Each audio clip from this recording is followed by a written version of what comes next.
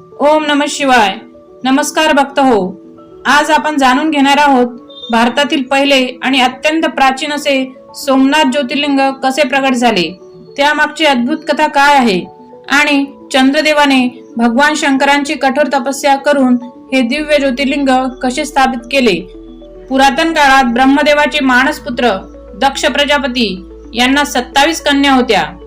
या 27 कन्या म्हणजे 27 नक्षत्रांचे प्रतीक मानल्या जातात. दक्षांनी आपल्या सर्व कन्यांचा विवाह चंद्रदेवाशी केला.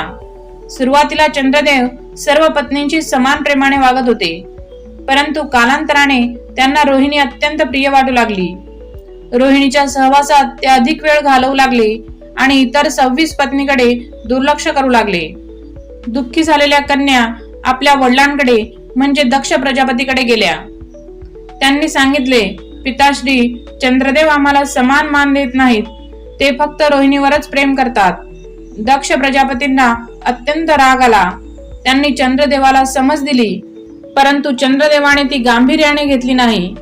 शेवटी संतप्त दक्ष प्रजापती म्हणाले, हे चंद्रा, तू अहंकारी झाला आहेस, म्हणून मी तुला शाप देतो की तुझे तेज दिवसेंदिवस क्षीण होईल. हा शाप लागताच चंद्रदेवाचे तेज कमी होऊ लागले. त्यांचा प्रकाश मंदावला. देव, ऋषी, मानव, वनस्पती सर्वांवर त्यांचा परिणाम होऊ लागला. कारण चंद्राशिवाय औषधी शक्ती, वनस्पती वाढ आणि अनेक नैसर्गिक क्रिया प्रभावित होतात.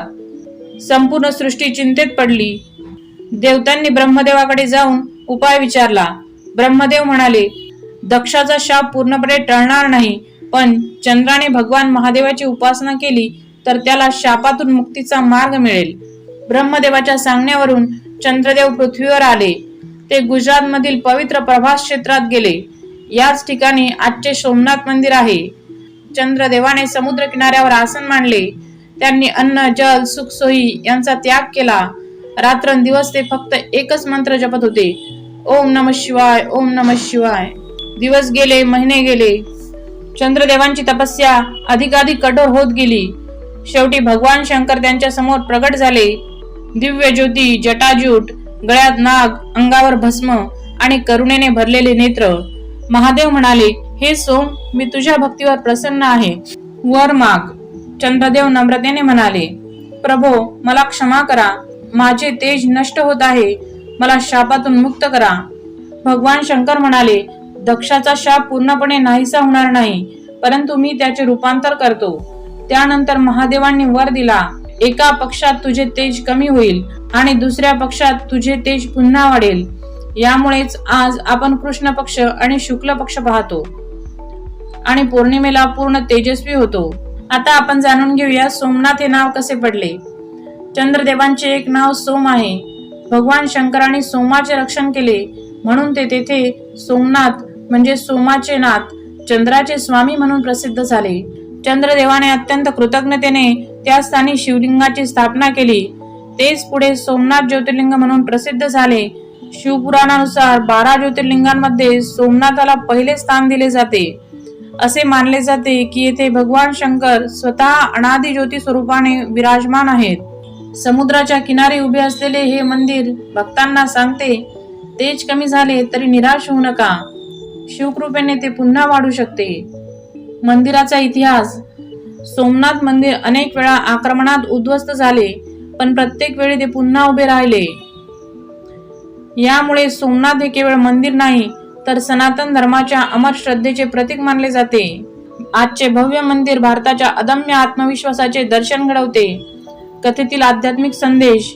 या कथेतून आपल्याला 3 महान संदेश मिळतात. पक्षपात विनाशाला कारणीभूत ठरतो. चंद्रदेवाने समानता सोडली आणि संकट ओढवले. अहंकाराने तेज क्षीण होते. कितीही सामर्थ्यवान असलो तरी नम्रता आवश्यक आहे. शिवभक्ती जीवन बदलू शकते. प्रामाणिक पश्चाताप आणि भक्तीने शापही वरदानात बदलू शकतो. भक्तांनो, जेव्हा जीवनात अंधार येतो, मान सन्मान कमी होतो किंवा मन निराश होते, तेव्हा सोमनाथाची ही कथा आठवा. चंद्र पूर्णपणे नष्ट झाला नाही, तो पुन्हा तेजस्वी झाला. तसेच शिवकृपेवर विश्वास ठेवणारा भक्त कधीही कायमचा हरवत नाही. चला शेवटी सर्वजण भक्तांना म्हणूया, हर हर महादेव. ओम नमः शिवाय. जय सोमनाथ महादेव. जर ही कथा तुम्हाला आवडली असेल तर व्हिडिओला लाईक करा, चॅनलला सबस्क्राईब करा आणि इतरांना पण शेअर करा.